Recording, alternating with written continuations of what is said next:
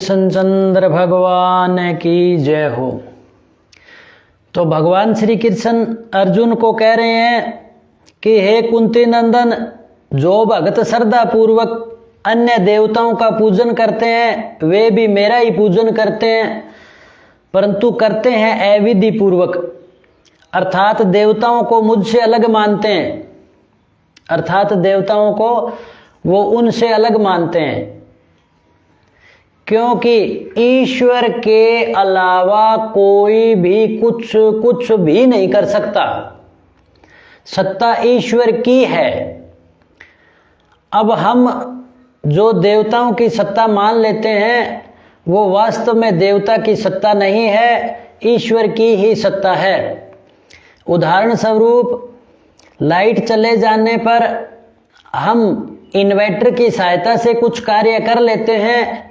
अब हम ये माने कि ये इन्वर्टर कर रहा है, तो इन्वर्टर नहीं कर रहा, उसमें मूल सत्ता तो लाइट की थी जिसने स्टोर कर रखी थी, और उस लाइट की सत्ता से ही वो काम होता है। उसी प्रकार से सभी सत्ता का मूल परमपिता परमात्मा है। अब भगवान कह रहे हैं क्योंकि संपूर्ण यज्ञों का भोक्ता और स्वामी भी मैं हूं, परंतु वे मुझे तत्व से नहीं जानते, इसी कारण उनका पतन हो जाता है। अब जो इस बात को नहीं जानता कि सब कुछ यज्ञों का भोक्ता और स्वामी परमात्मा ही है, वे इस बात को नहीं जानते और अन्य की उपासना आदि में लग जाते हैं, तो भगवान कहते हैं कि इसी से उनका पतन हो जाता है। अब मोक्ष प्राप्ति के लिए तो हमें ईश्वर का भजन करना चाहिए। आगे कह रहे हैं कि साकाम भाव से देवताओं का पूजन करने वाले शरीर छोड़ने पर देवताओं को प्राप्त होते हैं, पितरों का पूजन करने वाले पितरों को प्राप्त होते हैं, भूत प्रेतों का पूजन करने वाले भूत प्रेतों को प्राप्त होते हैं, परंतु ईश्वर का पूजन करने वाले ईश्वर को ही प्राप्त होते हैं।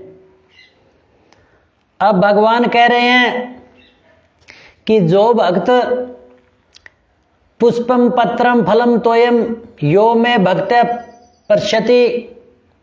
अब भगवान कह रहे हैं कि जो भक्त पत्ते फूल फल जल आदि को प्रेम पूर्वक मेरे अर्पण करता है, उस मुझ में तल्लीन वे अंतःकरण वाले भक्त के द्वारा प्रेम पूर्वक दिए हैं वे उपहार को मैं खा लेता हूं, अर्थात स्वीकार कर लेता हूं।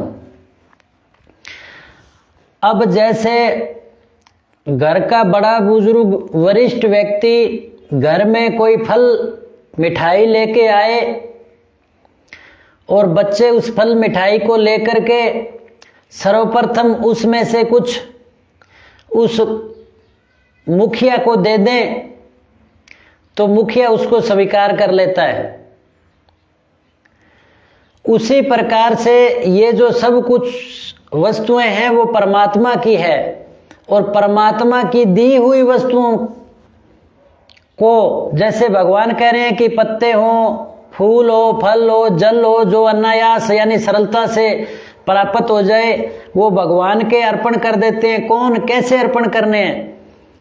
परमात्मा में तल्लीन होकर के और शुद्ध अंतःकरण के द्वारा।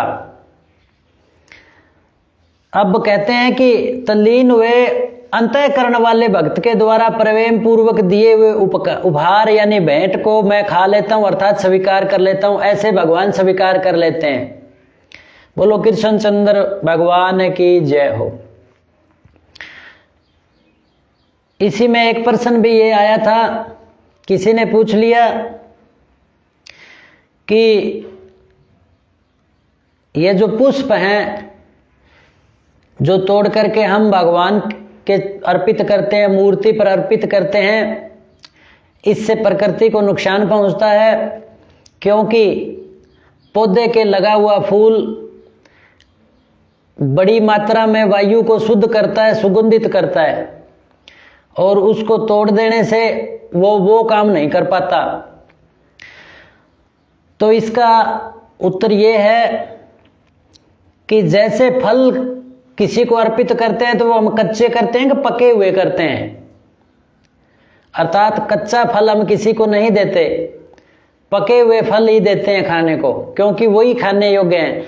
तो यहाँ पर जो पत्तर, पत्ते, फूल और फल ये हैं, ये ऐसे नहीं है कि पौधे को उखाड़ ही दो कच्चे को ही, पके हुए ही अर्पित करो, ताकि जो पौधा है उसके अपने कर्म में व्यवधान ना पड़े और परमात्मा है वो शुद्ध अंतःकरण से उस भेंट को स्वीकार कर लेते हैं। तो बोलो कृष्ण चंद्र भगवान की जय हो।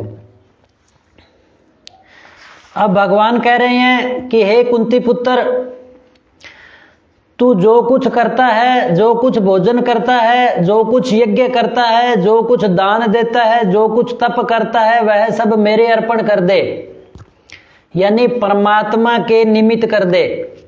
हमारे कर्म ही, कर्तव्य कर्म ही परमात्मा के निमित्त हो जाएं तो फिर हमें फल नहीं मिलेगा, बार बार जन्म मृत्यु नहीं मिलेगी।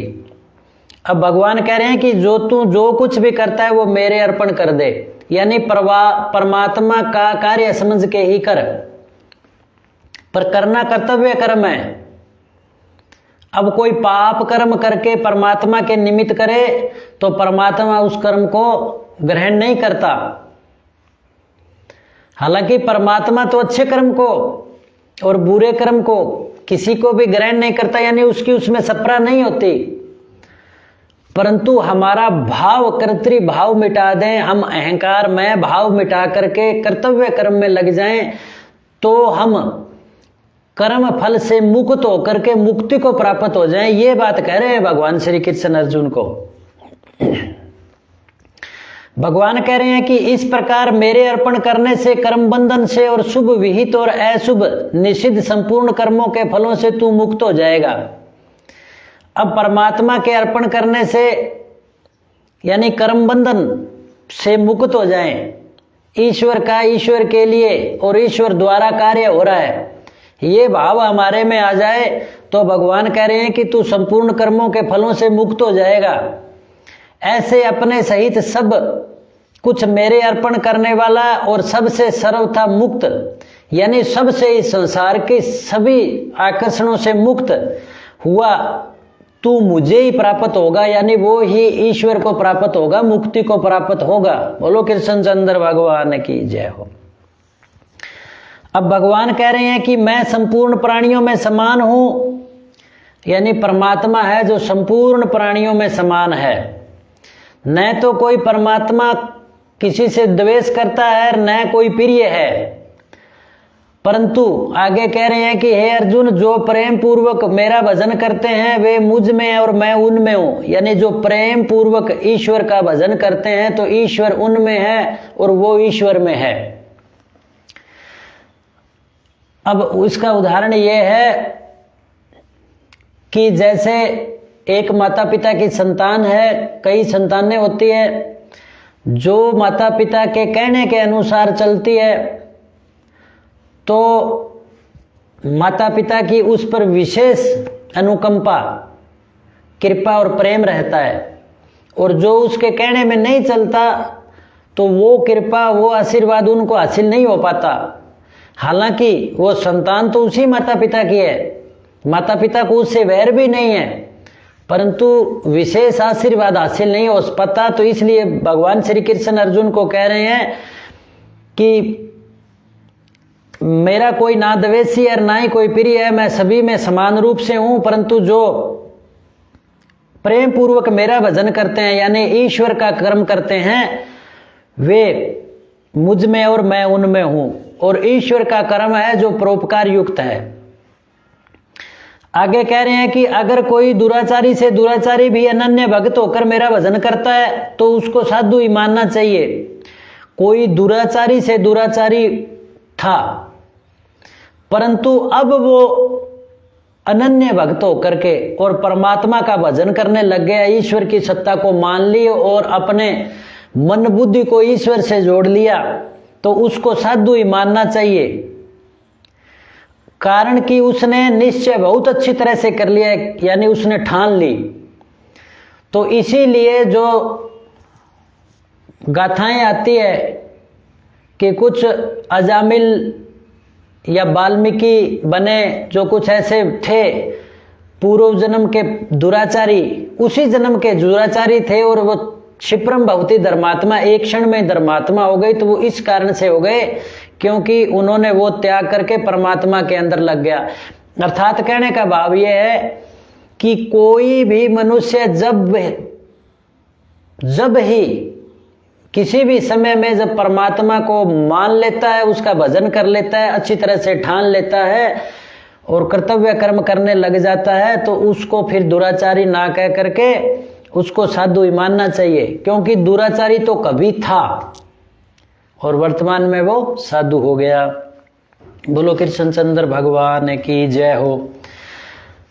अब कह रहे हैं कि क्षिप्रम भवती धर्मात्मा, वह तत्काल उसी क्षण धर्मात्मा हो जाता है और निरंतर रहने वाली शांति को प्राप्त हो जाता है।